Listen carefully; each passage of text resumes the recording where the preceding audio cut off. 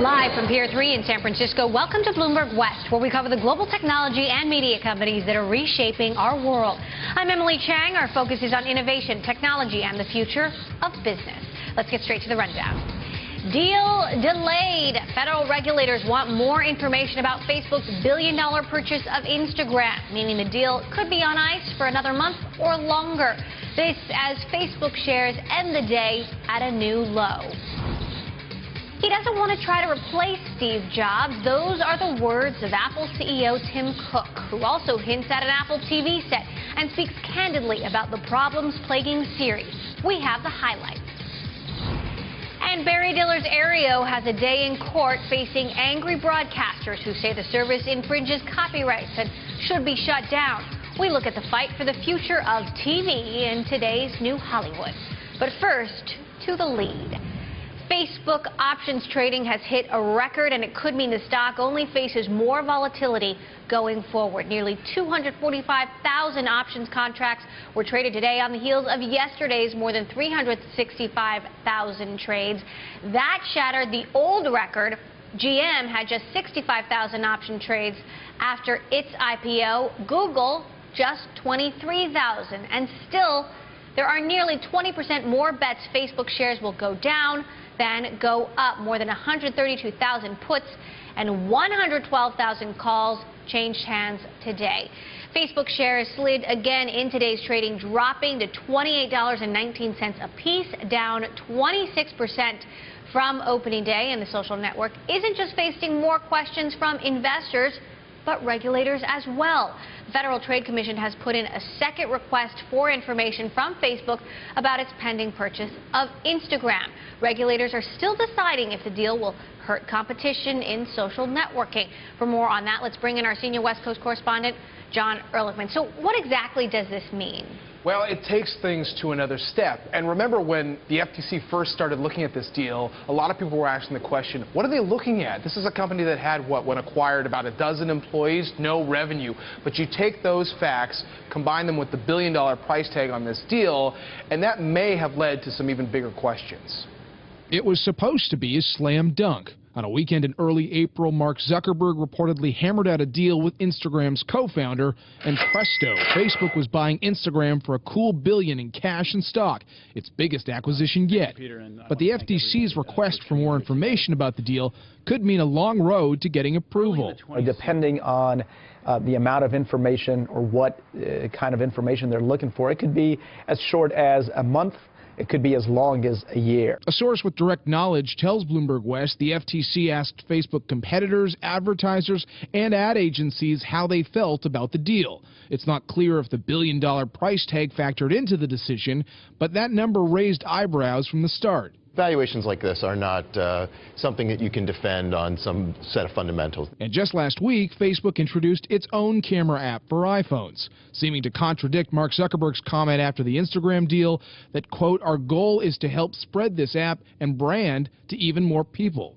Experts say the extra work could cost Facebook millions of dollars in legal fees. But the bigger concern is the delay. In Silicon Valley, even a few months can feel like an eternity. And this is, similar type of the fears of Silicon Valley in the last 12 to 15 years of government intruding into new areas of innovation.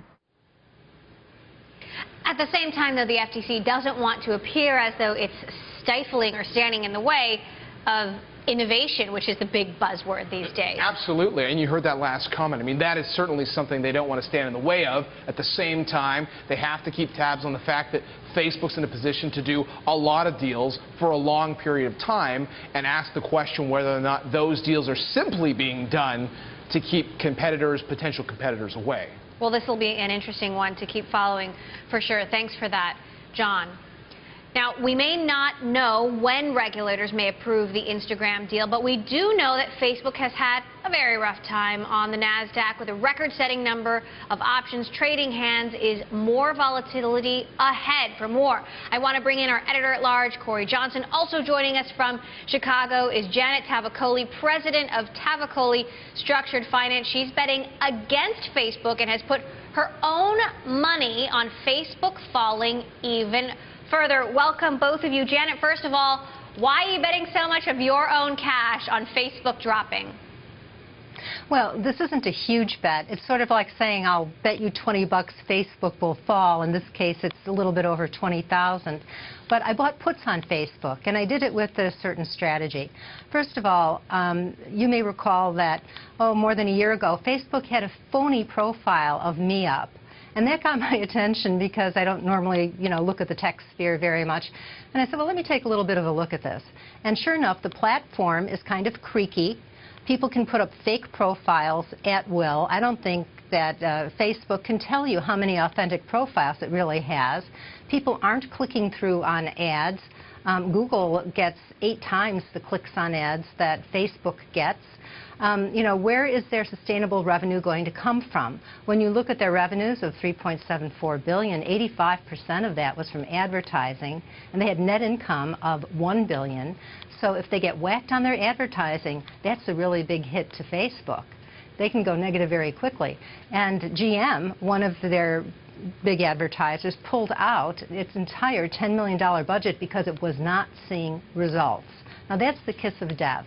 Then you look at, where is Zuckerberg going to make money? And I looked at this IPO, and it's basically an IPO based on hot air. And the game here is to bring the shares at an inflated price, let the people who were buying it in the private market pre-IPO dump some of their shares, which they did, and then use the inflated shares to try to buy companies that actually can make money and can produce revenues.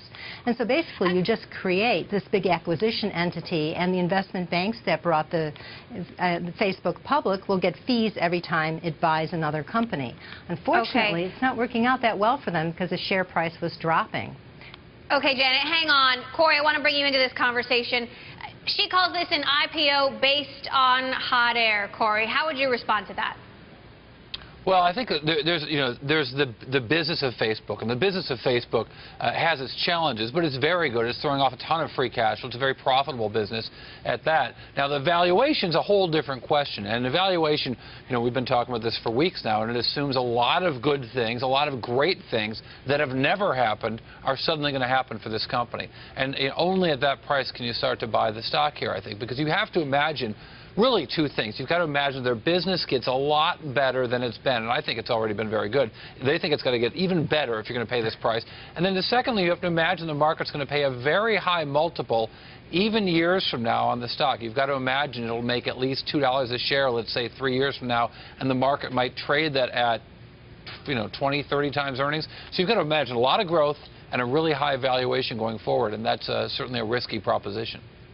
Yeah. Now, Janet, you're betting that the stock essentially goes below $25 a share sometime in September after the initial lockup period for insiders ends. You've also said that you think a $100 billion valuation for Facebook is ridiculous. What do you think is a fair market value for this company? $100 billion was, it was just emotion in motion. And by the way, RIM, Research in Motion, was one of the acquisition candidates that it was rumored that Zuckerberg was considering, so imagine that. But, this was basically people wishing and hoping this would be the next Apple. And maybe it will be, because Apple is trading at 14 times earnings. And maybe it will get there. But my point about Facebook is when you buy puts on them in September, first of all, the put price has already gone up. So on paper, there's a 20% gain. That could be completely erased tomorrow. But the idea is that you're looking at that increase in volatility and people thinking that the price is going to go down and could go down that much in September. Now, if you look at what's happening in August, the first lockup expires, and then another 270 billion in shares can hit the market, and 270 million in shares can hit the market. And I think that you will see a lot of insider shares hit the market, which are now restricted because of tax reasons. And Facebook itself may have to sell employees' stock in order to cover a tax bill. I think you're going to see people try to get out the door faster because another 1.2 billion in shares will be eligible for sale in November. So if I wanted to sell the shares, I would try to get out in August. And I think you may see even further price pressure, downward price pressure, as this goes on.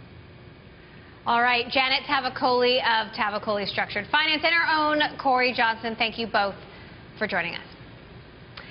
Coming up, Apple CEO Tim Cook says the company will keep pulling on the thread when it comes to TV. So is that a hint of things to come? We have the highlights from Cook's first extensive interview since becoming CEO next. And for all the latest tech news, don't forget to check out our tech channel, Bloomberg.com/technology. You can also find us on the free BTV Plus iPad app.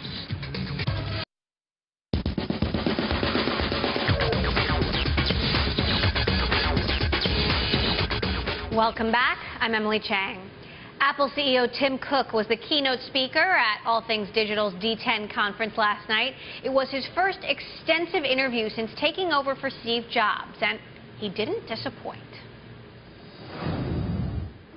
Our tendency is to do very few things, and if something creeps in and isn't a big success, we get it out of the way and move on and put our energies on something else. Apple's TV set-top box hasn't seen the monster success of the iPhone and the iPad, but Apple CEO Tim Cook all but confirmed he's hoping a TV set will be Apple's next big thing. We're going to keep pulling this string and see where it takes us. I think most people, maybe not all, but I think many people would say this is an area in their life that they're not really pleased with. He was brutally honest about Apple's never-ending patent wars with Samsung, Motorola, HTC, and more, even calling them a pain in the you-know-what. There's some of this that is maddening. It's a waste. It's a time suck. However, does it stop innovation?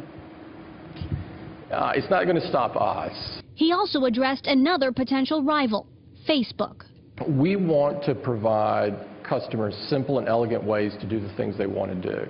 And Facebook has millions, hundreds of millions of customers.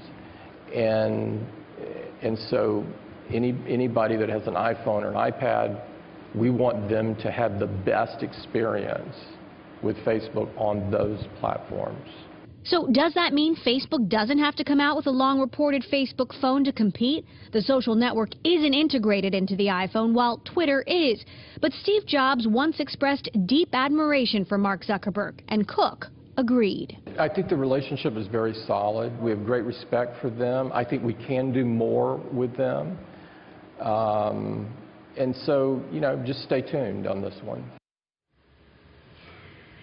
Tim Cook also went on to say that his predecessor, Steve Jobs, was, quote, an original, and I don't think there's another one of those being made. For more on how Cook is making his own mark at Apple, we turn to Bloomberg contributor and editor of TheNewYorker.com, Nick Thompson, who joins us now from New York. So, Nick, some very frank, straightforward comments from Tim Cook last night. Let's start with the TV conversation. Yeah. Given that Apple comes from this long history of product secrecy, what do you make of him all but confirming they are working on a television set and they really have high hopes for it? I think maybe he doesn't obfuscate quite as much as Steve Jobs does it. I mean, it certainly sounds like they have a television set. It certainly seems from all the rumors that have been coming up, both the rumors that have been coming from China and people who have supposedly got friends who have seen the darn thing or seen prototypes of it, that there will be a TV coming some point in the next year. They'll probably announce it. There's been a lot of rumors from the analysts too. So I do think an Apple TV is coming. I do think that the interview yesterday was further, not confirmation, but further evidence to suggest that.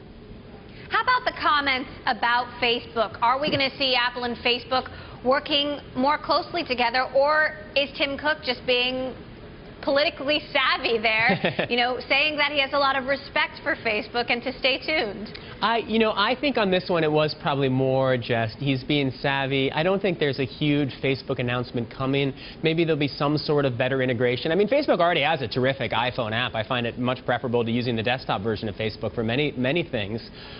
There probably will be some announcement, perhaps at the WWC conference in 2 weeks, about some Facebook-Apple deal. But I don't think there's something major coming. I think this is more of a indication. Apple's biggest enemy is Google. Facebook's biggest enemy is Google. The enemy of my enemy is my friend. There's a lot of reasons for those two companies to collaborate. And one of the virtues of Apple, and something that Tim Cook stressed, and this is what he was getting at in his "We don't follow hobbies" quote that has been much repeated on the internet, is that Apple isn't in that many different products. It's the opposite of Google. Google gets into every business area it can. Apple is in very few. So as a result of that, Google is competing with Facebook left and right. Apple is not, and they can partner. But if Facebook is indeed working on a Facebook phone, doesn't that make Facebook a much bigger potential rival to Apple? Right, absolutely. If Facebook does indeed go full out on this, and it's not, for Facebook just a hobby or a weird thing, and we don't really know what Facebook has going. If it were to do that, then it would make this, the same either, mistake or choice that Google made when it created its Android phone, and going head-to-head with Apple, and then creating an enemy and having that play out in lots of different ways. So, talking more about this comparison between Tim Cook and Steve Jobs, we know Tim Cook has gone to Washington to meet with congressional leaders. He's met with government leaders in China, things that Jobs would never even deign to do. Do you think that he, in general, is just a more sort of savvy operator, CEO type than Jobs ever was? Well, he's not more savvy. He's more of an operator. I mean, Steve Jobs acted in a way that nobody else could act. I mean, he was incredibly rude and offensive and cruel to lots of people, lots of partners, and yet it worked because he was so brilliant and because the totality of Steve Jobs, that persona, was so exquisitely successful. And Tim Cook could not adopt that entire persona, so he's taken some of it. I mean, he actually looks a little bit like Steve Jobs on stage. He does have a little bit of the standoffish personality. There are many of the traits that Steve Jobs had, but Tim Cook is also different. I mean, what's so interesting is that it's hard to have imagined him succeeding more in the first 6 months after taking over this company than he has. He may well fall flat. The Apple TV, which will be his signature product because it will be the first real new full product created under Tim Cook, could be a big flop, and that will reflect badly on him. But so far, I mean, he's coming up aces. In that interview yesterday at All Things D, he was, smart, friendly, but also, just the right amount standoffish and refusing to answer questions from Mossberg and Swisher. So his performance so far has been quite good. What about his comments about U.S. manufacturing? I mean, Steve Jobs was very blunt about saying those jobs are never coming back. Tim Cook, however, said, I really hope we can create more manufacturing jobs in the United States. Is that just posturing? Is that just a pipe dream? I mean, I think that is posturing, right? Those jobs aren't coming back. We're not going to manufacture things in the United States. I mean, they might even leave China to go to low-cost manufacturing. I mean, what's really important for Tim Cook to have a commitment to, and what's really important for the government to have a commitment to, is making sure that the engineering jobs stay in the United States, right? We're not going to build the devices, but we should design the devices, and we should make sure that we have, the proper patent law. We should have the proper regulatory environment to make sure that you can have as many of the software and the coding jobs stay here. And I hope Apple is committed to that, and I hope the regulators are committed to that. And that's actually really important, and that's at stake. All right, Bloomberg contributing editor and editor of TheNewYorker.com, Nick Thompson, thanks for joining us today from New York. Thank you, Emily. Up next, Shutterfly is still on a buying spree just a month after sweeping up Eastman Kodak's online gallery unit. Find out what they're buying now and what it means for their users coming up on Bloomberg West.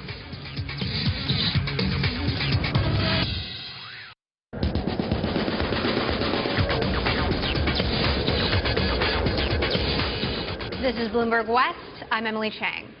Online photo management service Shutterfly has pulled the trigger on another deal, acquiring Israeli software company Photochino to help users better organize images.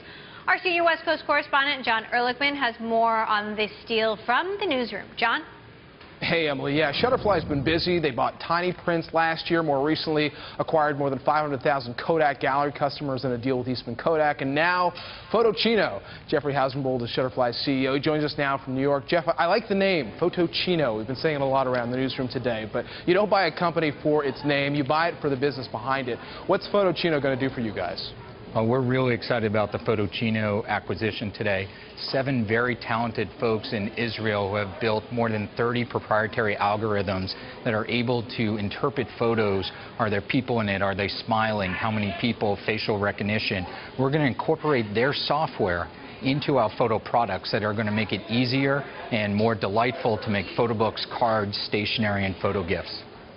So it certainly helps with organizing. You know, you were at a conference today speaking about your business. What did get some attention is one of your rivals, Snapfish, which is owned by HP.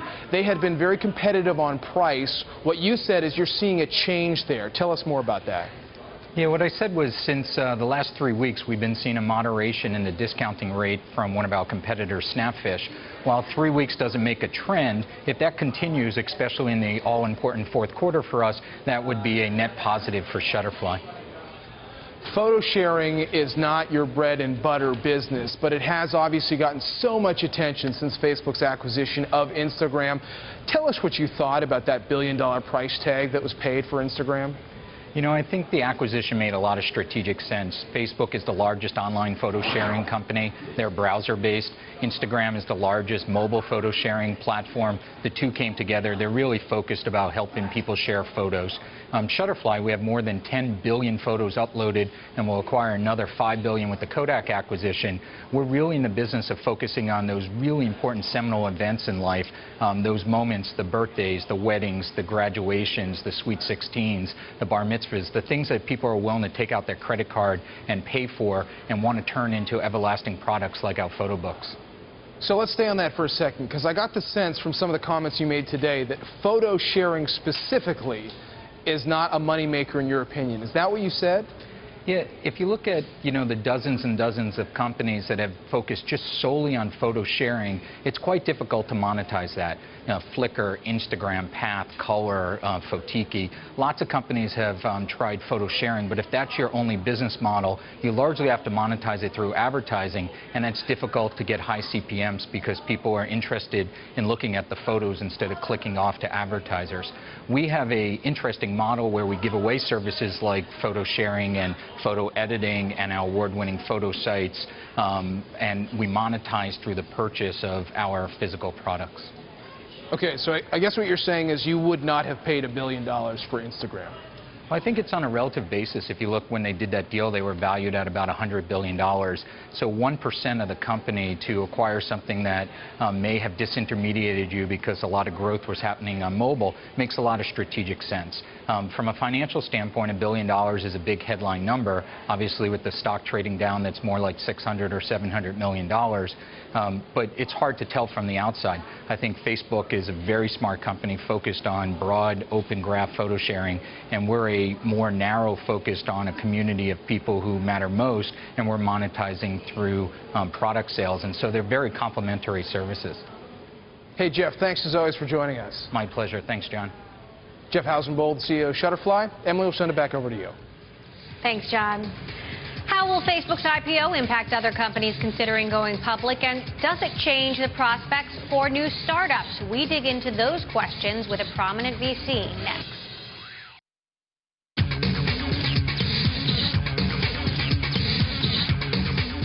You are watching Bloomberg West, where we focus on technology and the future of business. I'm Emily Chang with your Bloomberg top headlines.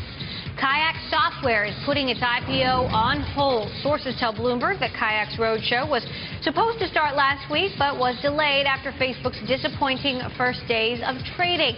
The internet travel site had chosen Morgan Stanley to lead its IPO, the same banker that led Facebook's. Kayak first filed to go public in 2010. Iran confirms computers of high-ranking government officials were hit by the powerful flame virus. The data mining malware reportedly penetrated computers in several areas of the government, including those that control Iran's oil network. Iran now says it's developed software to control the problem. The virus bears similarities to malware from Iran's arch-enemy, Israel. A tough quarter for Lionsgate Entertainment, even with the release of the blockbuster movie The Hunger Games. The company reported a net loss of more than $22 million in the fourth quarter as marketing costs for The Hunger Games and the acquisition of Summit Entertainment ate into profits. The studio expects The Hunger Games to generate more profit in the current quarter since production and marketing expenses have already been paid. TiVo reported first quarter earnings after the bell today. The TV recorder saw sales rise 48% to $68 million, but the loss improved by 62% with a $10 million operating loss, better than the $26 million loss in the same quarter last year. For more on TiVo's performance, let's head back out to our editor-at-large, Corey Johnson, for the drill down. Corey, break it down for us. Well, this is an interesting company for a lot of reasons. The business model is interesting. The technology, of course, is very interesting. The story behind the business is interesting. Look at the 5-year stock chart. That shows you something interesting as well, which is to say it really hasn't done much in 5 years. Slightly up, but not a lot, given how long investors have had to wait for that. Now, one of the things that's been unwatchable for TiVo is the profits. I want you to look at the annual profits for TiVo, and it gives you a real clue as to what's going on behind this stock chart, the real information about how this business works. If you look at this company, they lose millions of dollars every year, except for those tentpole years you see there in 2009 and 2012. Those are years when the company has won some really big legal settlements, so all of a sudden they're profitable. Last year, the company was profitable because of a big settlement with DirecTV. When we were comparing those year-over-year results, Emily, those, of course, were operating profit numbers, and to strip out that legal cost.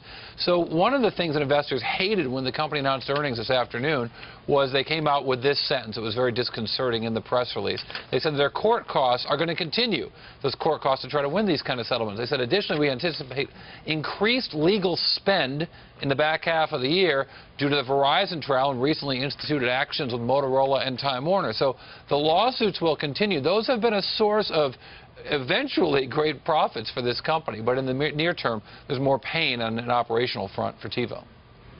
So, Corey, is TiVo making any progress actually adding subscribers?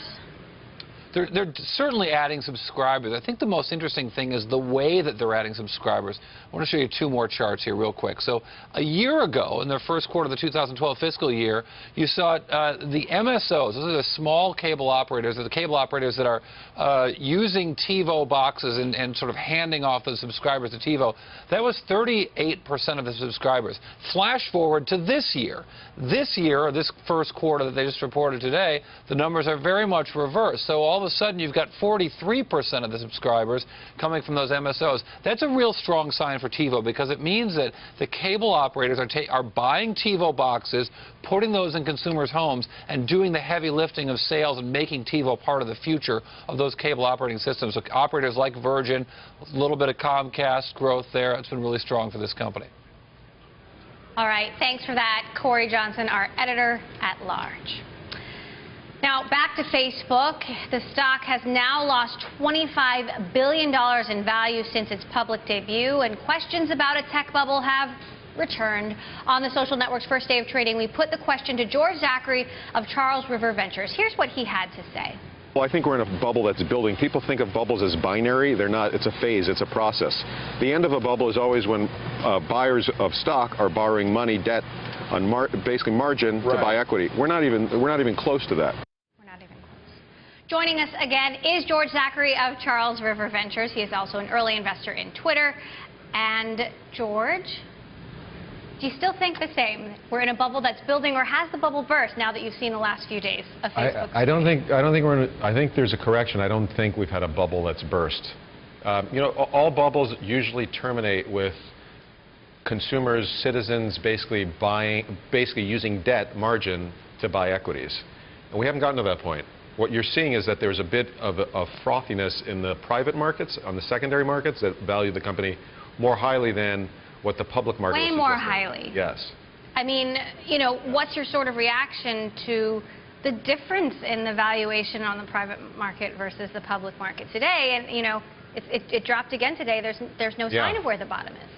There's never a sign of the bottom until you're there.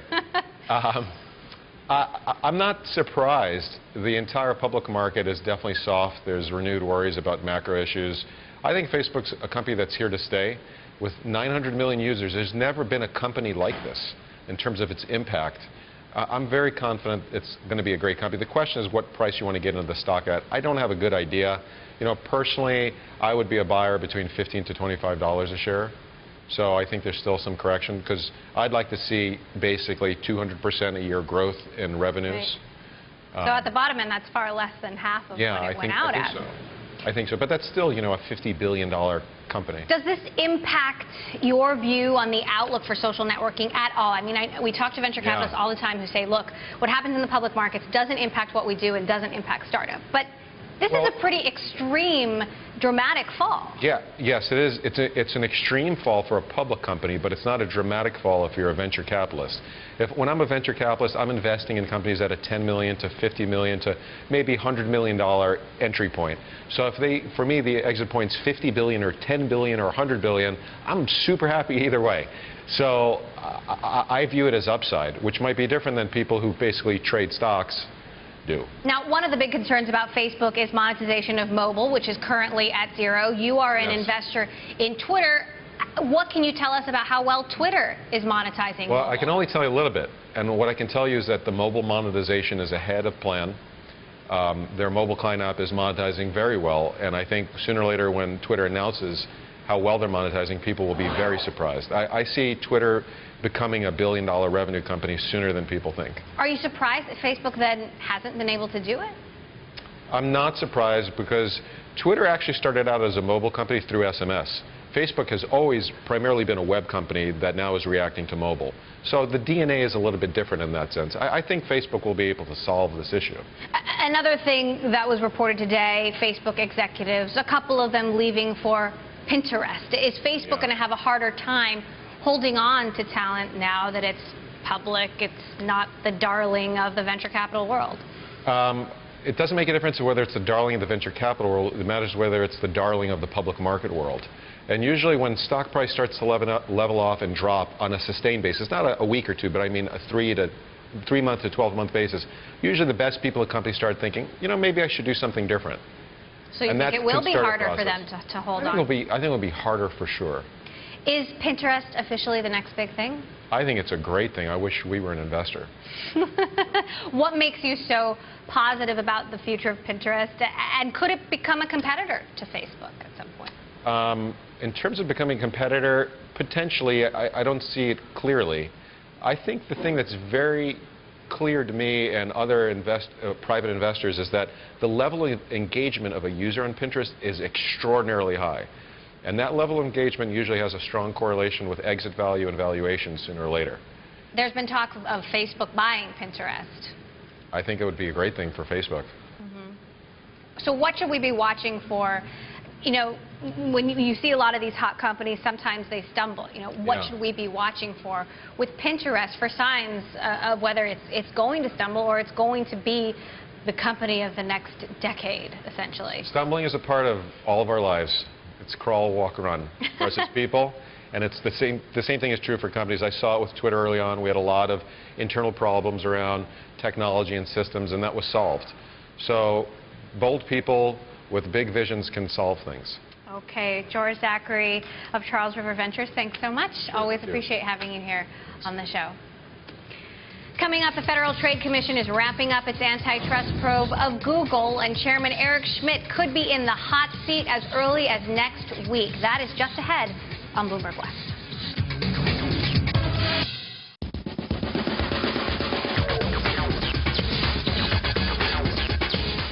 Welcome back to Bloomberg West. I'm Emily Chang. Bloomberg has just learned new details about the Federal Trade Commission ramping up its investigation into Google over antitrust allegations. Executive Chairman Eric Schmidt is set for questioning by the FTC as early as next week. Our editor-at-large, Corey Johnson, has more on that from the newsroom. Corey? Yeah, Emily, just the latest move by the FTC in a year-long probe of Google. Jordan Robertson, one of the 65 reporters and editors covering technology, innovation, and business here in our San Francisco newsroom. Glad to have you here. Google, interesting, facing antitrust issues in D.C., facing antitrust issues in Europe. Put this in context for me, this latest move by the FTC. Corey, the reason that FTC is interested in Google is two main reasons. One, it's the world's biggest search engine, and in the U.S., more than 10 billion search queries flow through Google's search engine alone per month. Also, worldwide, it's activated more than 250 million Android devices, so it is some of the most valuable real estate on the internet, and Google has faced accusations from rivals that it has favored its own products over those of Yelp or eBay, rival products. And you wonder if it gets to a situation where they can't introduce the same kinds of products that, say, Microsoft might do, and Microsoft lobbying like crazy to make sure the FTC's, right on Google. Is that sort of where this is headed, the question as to whether or not Google products can't be the same because they already have monopoly power in search? Well, that's right. Google is kind of taking a well-worn path here that IBM faced for over a decade, all through the 70s. Right. Its antitrust probe. And AT&T before it, yeah. Microsoft faced in the 90s, and in fact, Microsoft troubles began with an FTC investigation. So these civil probes can turn criminal at some point. And Google faces a real question about where its products go from here. Does the government take control of the search engine? Is there government oversight over the algorithm? Are rivals guaranteed prominent placement on the site? These are all questions that the FTC is going to be grappling with. Does not sound like fun. All right, so I want to switch gears a little bit and talk about hacking. You've covered hacking in years past. Tell me about that. Yeah, I've covered hacking for a number of years, and so I'm pretty familiar with the world of white hat hacking, even black hat hacking. Wait, what's white hat and black hat hacking? White hat hackers are hackers that work for corporations or who are considered good guys, ethical hackers. Black hat hackers sell vulnerabilities on the black market. They hack for profit. They hack for criminal enterprise. All right, so where do we put Flame? Without getting into the ethics of whether or not it's okay to stop a rogue nuclear state or an aspiring one. Flame, this newly discovered and many-year-old virus, principally on the computers in Iran. What do you think of this? What do we know of this? Give us some context. Well, Flame is somewhere in between. Flame is widely believed to be a government-sponsored enterprise. And what's interesting about Flame is that it's a really old piece of malware. Some experts are saying it was discovered as early, it goes back as far as 2007. So when this virus initially was made public this week, a lot of security experts looked at it and said, well, that's really old code. That's not that sophisticated. It was super sophisticated if it actually came out in 2007. So that means, and it's very highly targeted, only 300 or so computers, mostly in Iran and in Israel, ironically enough, considering Iran has accused Israel of... Is there any idea of how because it's also a really big program, 20 megabytes, that's big now, it was bigger in 2007 if it's that old. There's suspicions that maybe it was on USBs and put on USBs. I remember a famous test of security systems where they sprinkled USBs in the driveway of a military institute, and everybody ran inside and plugged them into their computers to see what they were. That's right. Human systems failure is what that is, and it is believed that this malware could spread via USB. It could also spread via typical email attacks. And the fact that it was so targeted and so confined to Iran and a few other countries in the Middle East suggests to a lot of experts that this wanted to be, the authors of this malware wanted to keep it under the radar and allow it to propagate very slowly over the years and collect a lot of information. It's freaky stuff. All right, Jordan Robinson, really appreciate your expertise on this issue. Emily? Thanks, Corey. Coming up, Aereo made headlines when it started offering broadcast content over the web for only $12 a month. And today, the broadcasters took the startup to court, arguing it should be shut down for copyright infringement. We dig into that battle next.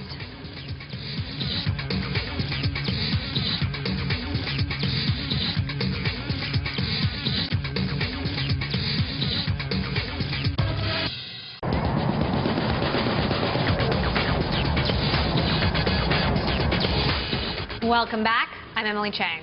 There was a showdown in the battle over online television service Aereo in federal court today. The contentious Barry Diller-backed service allows consumers in New York City to watch television programs over the internet for just $12 a month. ABC, CBS, Fox, and NBC have taken issue with the service and want it shut down. Our John Ehrlichman has been following that story. John, what can you tell us about today's developments?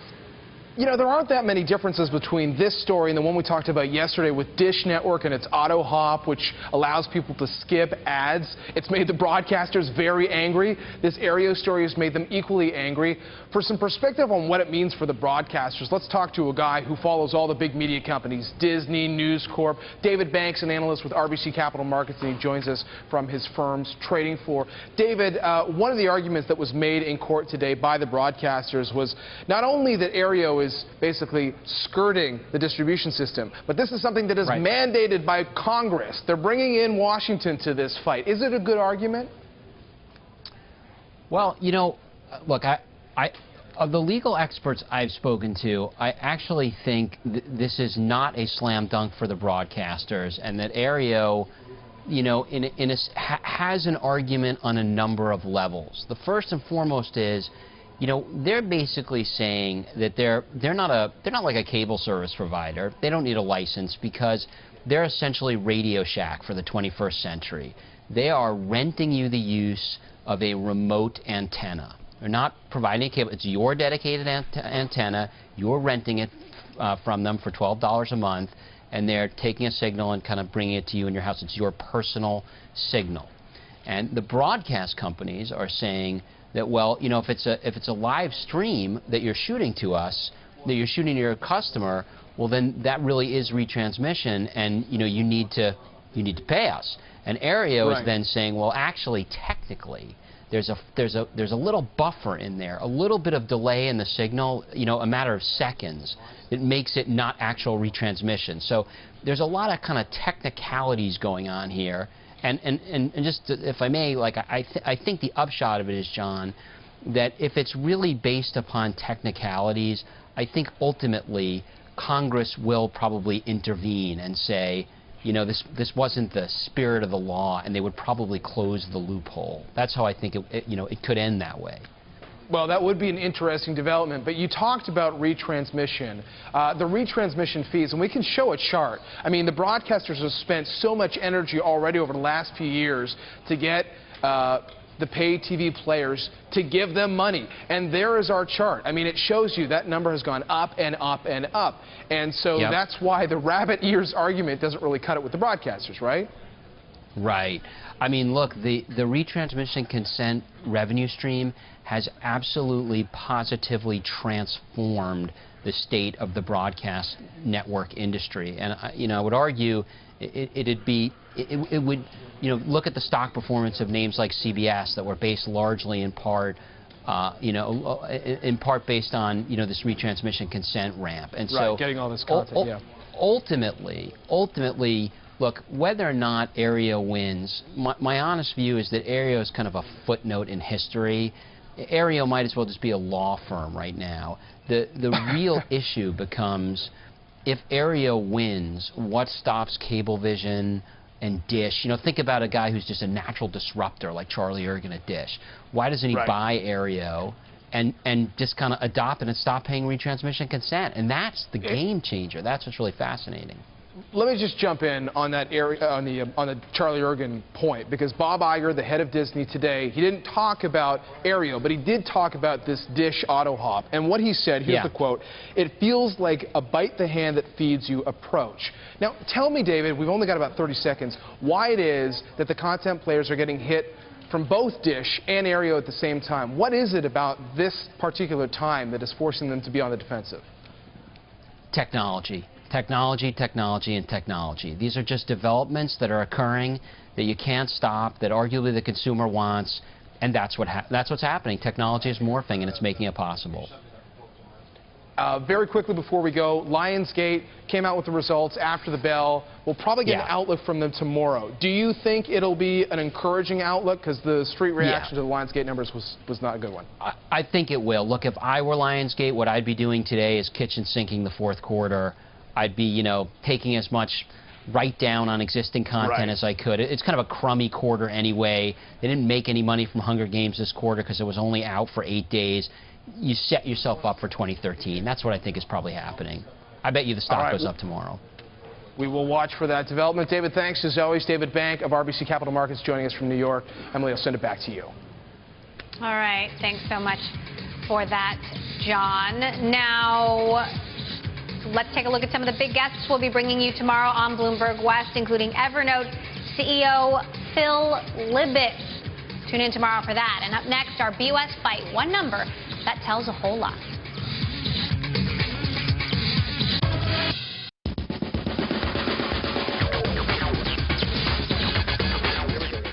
Now it's time for the BOS Bite, where we focus on one number that tells a whole lot. What do we have today? 2.13 is the bite. That is the put-call ratio for Groupon. So that compares to 1.18 for Facebook. So that shows you far more negativity surrounding Groupon. Far more. 181%. Ratio reference on Bloomberg West. Maybe. I'm going to go out on a limb. Let's make it the last. Well, you know, it's interesting. We still don't know where the floor is. George Zachary was just on earlier saying it could be as low as $15 a share. $15 a share, and yet he's very positive about the company's future. Well, I mean, Corey made the reference to Groupon. I mean, I think heading into the Groupon IPO, there were questions about the Groupon business model. Heading into the Facebook IPO, there weren't questions about the business that they've made for themselves. There were questions about the valuation. That's what Corey said at the start of the show. But again, you know, sort of a new business model, inventing, you know, new markets. Yeah, but theirs is profitable, and theirs is free cash flow providing, well, and has true but margins. Clearly, they still have something to prove. And 15's optimistic. I'll agree with George with that. Wow. All right, thanks, guys. That is it for this edition of Bloomberg West. We'll be right back here tomorrow.